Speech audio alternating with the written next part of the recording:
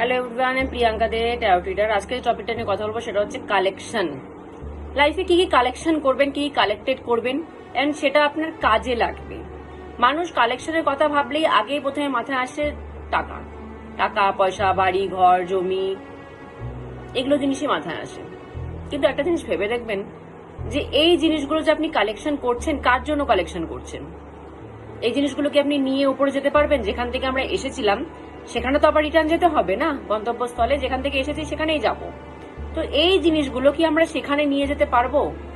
একটা জিনিসও, সিঙ্গেল জিনিসও কি আমরা সেখানে নিয়ে যেতে পারবো? পারবো না। টাকা পয়সা, বাড়ি ঘর জমি জায়দাদ, এগুলো শুধুমাত্র আমাদের এখানকার জন্য দরকার। এখানে যতদিন আমরা থাকবো পৃথিবীতে ততদিন আমাদের এগুলোর দরকার আছে। বাট যেখানে আমরা যাব সেখানে কিন্তু এই জিনিসগুলো নিয়ে যাব না। প্লাস নিয়ে গেলেও সেগুলোর ওখানে এই জিনিসগুলো কোনো দরকার নেই। এই জিনিসগুলো ওখানে ভ্যালুলেস। এখানে এগুলোর ভ্যালু আছে, বাট ওখানে এগুলো ভ্যালুলেস। ওখানে এগুলোর কোনো দরকার নেই। তাহলে এমন কি জিনিস কালেক্ট করব যেটা আমি ওখানে নিয়ে যেতে পারবো? প্রথম কথা হচ্ছে নাম জপ, ঠাকুরের নাম জপ, যেটা আমি ওখানেও নিয়ে যেতে পারবো, যেটা আমার এখানেও কাজে লাগবে প্লাস ওখানেও নিয়ে যেতে পারবো, দুটো জায়গায় কাজে লাগবে। নাম জপের মাধ্যম দিয়ে জ্ঞান আসে, মা সরস্বতী আসে, জ্ঞান।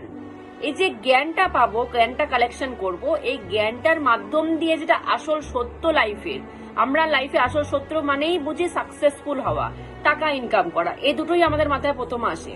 কিন্তু এই দুটোই কিন্তু আসল জ্ঞান, আসল সত্য এই দুটোই। এই দুটোর ওপরেও বেয়ন্ডেও যে আসল সত্য বলে কিছু আছে, যেখানে আমরা যাব সেই জায়গা কিরকম, সেখানে যাওয়ার পরে কি কি হবে, কোন জিনিস কাজে লাগবে, কোন জিনিস কাজে লাগবে না, কর্মা, এই সবকিছুর না ডিটেলস শুধুমাত্র জ্ঞানে আছে। তো জ্ঞান, আমার মনে হয় জ্ঞান কালেক্ট করা দরকার, নাম জপ কালেক্ট করা দরকার, যেটা এখানেও কাজে লাগবে, যেটা ওখানেও সেম ভ্যালুতে কাজে লাগবে। মা লক্ষ্মী শুধুমাত্র এখানে কাজে লাগবে, ওখানে কাজে লাগবে না। মা সরস্বতী এখানেও কাজে লাগবে, ওখানেও কাজে লাগবে। মা লক্ষ্মী হচ্ছে এমন একটা জিনিস যে আপনি ধরুন প্রতিদিন 500 টাকা ইনকাম করেন, প্রতিদিন 5,000 টাকা, 10,000 টাকা, প্রতিদিন 1,00,000 টাকাই ইনকাম করুন, এর বেশি ইনকাম করুন, প্রতিদিন তো আপনি সেম টাকাটাই পাচ্ছেন। সেটার মধ্যে কি কোনো চেঞ্জেস আছে? নেই। সেটার মধ্যে কি এক্সট্রা কিছু আছে? নেই। সেটার মধ্যে কি আপনি এক্সট্রা উত্তেজনা বা আমি নতুন কিছু পাচ্ছি, একটা এক্সাইটমেন্ট, সেটা কি আছে? নেই। প্রতিদিন আপনি সেম নোটই পাচ্ছেন, সেম মা লক্ষ্মী পাচ্ছেন, সেম নোটই পাচ্ছেন। সেটার মধ্যে আপনি নতুনত্ব কি খুঁজে পাবেন? কিছুই পাবেন না।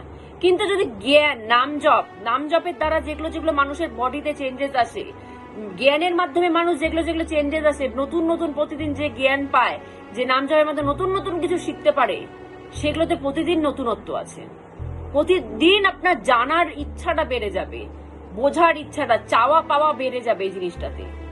টাকা পয়সা তো চাওয়া পাওয়া আছে, অবশ্যই আছে, কিন্তু সেখানে না, সে আমার মনে হয় আপনার কাছে অলরেডি আপনি কোটিপতি, ধরুন আপনি অলরেডি কোটিপতি, আপনার কাছে আরো 1 কোটি টাকা দেওয়া হলো, আপনি আরো 1 কোটি টাকা ইনকাম করলেন, আরো 2 কোটি টাকা ইনকাম করলেন। তো সেখানে আপনি নতুনত্ব কিছু পাবেন না। আপনি জানেনই কোটি টাকার, যার কাছে অ্যাকাউন্টে কোটি টাকা আছে সে কিরকম ফিলিংস, আপনি জানেনই, ফিলিংসটা আপনার কাছে নতুন না। আমি প্রতিদিন 1,000 টাকা কামাই, প্রতিদিন 500 টাকা ধরুন কামাই, তো প্রতিদিন 500 টাকা কামানোর পর যে ফিলিংসটা আসে আমাদের মধ্যে, সেটা আমাদের চেনা ফিলিংস, সেটা নতুনত্ব কিছু নেই। এক্সাইটমেন্ট বলে এমন কিছু ফিলিংস নেই, নতুনত্ব কিছু নেই। আমাদের ফিলিংস, এক্সাইটমেন্ট কখন হয়? যখন আমরা নতুন জিনিস করি। যদি পুরোনো জিনিসই আমরা রিপিট করতে থাকি, সেটার মধ্যে আমরা এক্সাইটমেন্ট, ফিলিংস কিচ্ছু পাবো, জানার ইচ্ছা কিচ্ছু হবে না। কিন্তু প্রতিদিন যদি আপনি নাম জপ করেন, প্রতিদিন নাম জপের ফলটা আপনি প্রতিদিন চেঞ্জেস পান, প্রতিদিন নতুন নতুন ফল পান, জ্ঞানের প্রতিদিন নতুন নতুন জ্ঞান আপনি পান, প্রতিদিন নতুন নতুন কিছু জিনিস জানতে পারছেন, ইউনিভার্সাল জ্ঞান যদি নতুন নতুন পান, আপনার জানার ইচ্ছাটা বেড়ে যাবে। নতুনত্ব হচ্ছে। তো আমরা একঘেয়ে লাইফ কখনো পছন্দ করি না, আমরা প্রতিদিন চাই যে কিছু না কিছু চেঞ্জেস আসুক লাইফে। তো এই চেঞ্জেসটা শুধুমাত্র জ্ঞানই দিতে পারে, শুধুমাত্র নাম জপই দিতে পারে।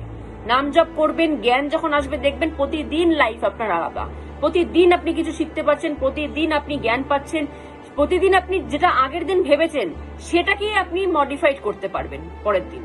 প্রতিদিন আপনার আলাদা যাবে। কিন্তু মা লক্ষ্মীর ব্যাপারে কিন্তু প্রতিদিন আলাদা কিছু হয় না, সেমই থাকে, অ্যামাউন্টটা বাড়ে কমে, জিনিসটা কিছু চেঞ্জেস হয় না।